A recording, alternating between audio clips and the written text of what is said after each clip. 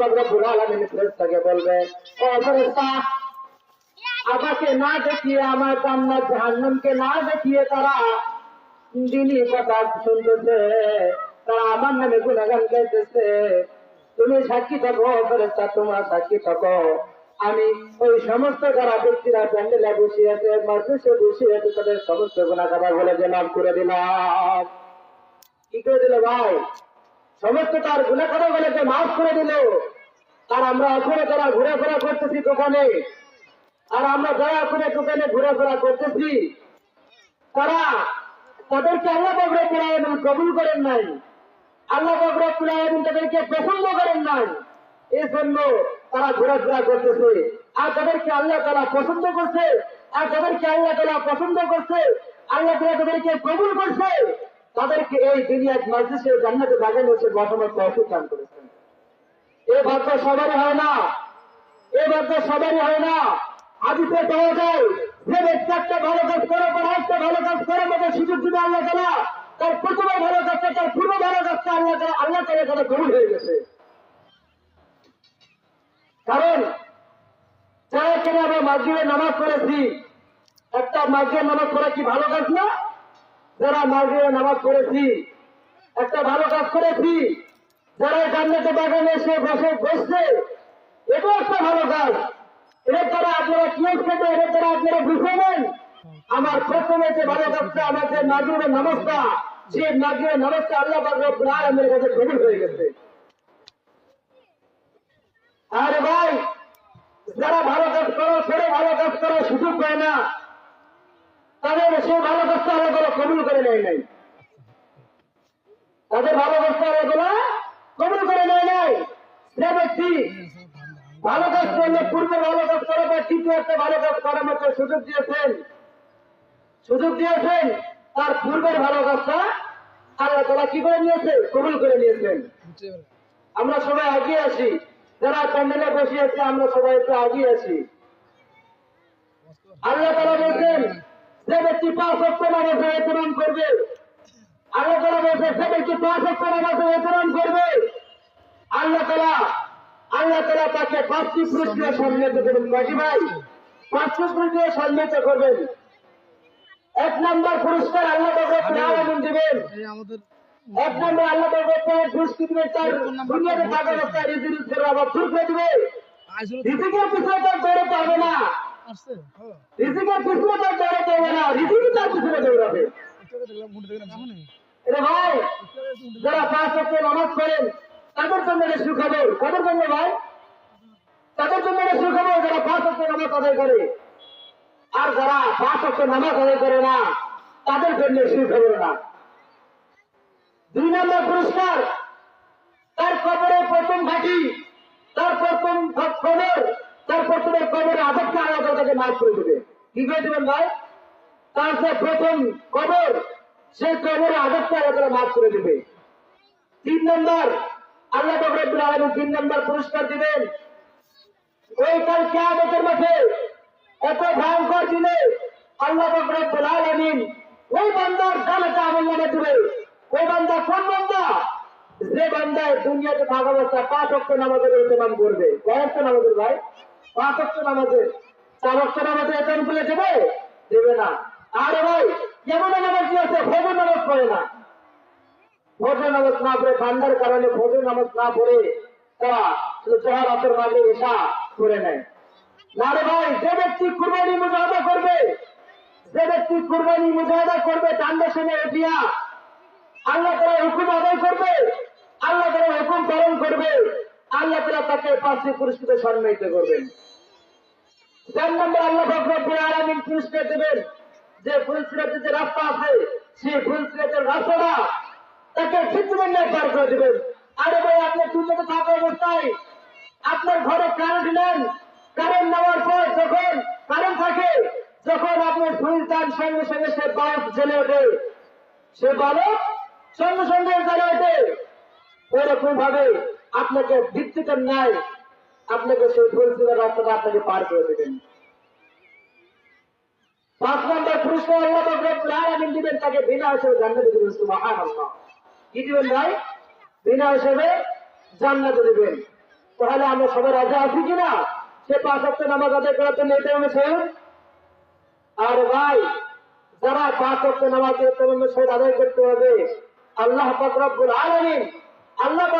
আলামিন তাকে এই 5টি পুরস্কারে সম্মানিত করবেন। সুবহানাল্লাহ। কয়টি পুরস্কার ভাই? 5টি পুরস্কারে সম্মানিত করবেন। আর যে ব্যক্তি 5 ওয়াক্ত নামাজ আদায় করবে না, যে ব্যক্তি 5 ওয়াক্ত নামাজ আদায় করবে না, আল্লাহ তাআলা তাকে কাল কিয়ামতের মাঠে তাকে জাহান্নামে দিবেন। তাকে এত পরিমাণ শাস্তি দিবেন। আর ভাই, আমরা তো জাহান্নামের সর্বোচ্চ নিম্ন আযাবই আমরা সহ্য করতে পারবো না। আমরা ওই জাহান্নামের সর্বনিম্ন একটা আযাব সহ্য করতে পারবো না। আমরা বড় বড় জাহান্নামের যে শাস্তিগুলো আছে সেগুলোকে আমরা কিভাবে ভোগ করবো ভাই? আর ভাই, সর্বনিম্ন আযাব আপনাকে জাহান্নামের খরমাটা জুতা পরানো হবে। জাহান্নামের খরমাটা জুতা পরানো হবে। যখনই আপনি সেই জাহান্নামের খরমাটা জুতা পরবেন, সঙ্গে সঙ্গে আপনার পুরা শরীরটা পুড়ে ছাই হয়ে যাবে, আংরা হয়ে যাবে, পুরা আংরা হয়ে যাবে। আর ওই কাল কিয়ামতের মাঠে যখন আপনার জাহান্নাম ঘোষণা হয়ে যাবে, আল্লাহ না করে খোদা না খাস্তা, যদি আপনার একবার জাহান্নামের ঘোষণা হয়ে যায়, আরে ভাই, সে জাহান্নাম আপনাকে কাটতে হবে। আমরা জাহান্নাম থেকে বাঁচতে হইলে, আপনারা যদি সে জাহান্নাম থেকে বাঁচতে চান, তাহলে দুনিয়াতে থাকা অবস্থায় কি করেন ভাই? 5 ওয়াক্ত নামাজ পড়েন। মিফতাহুল জান্নাতিস সালাহ, মিফতাহুল জান্নাতিস সালাহ। নামাজ পড়তে চাবি।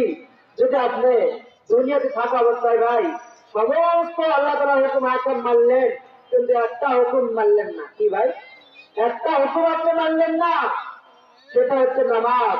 সেটা আপনি নামাজটা পড়লেন না।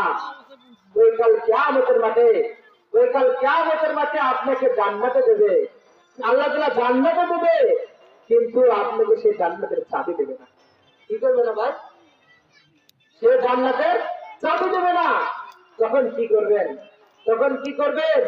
আহা, আসবে। তখন আপনি কি করবেন?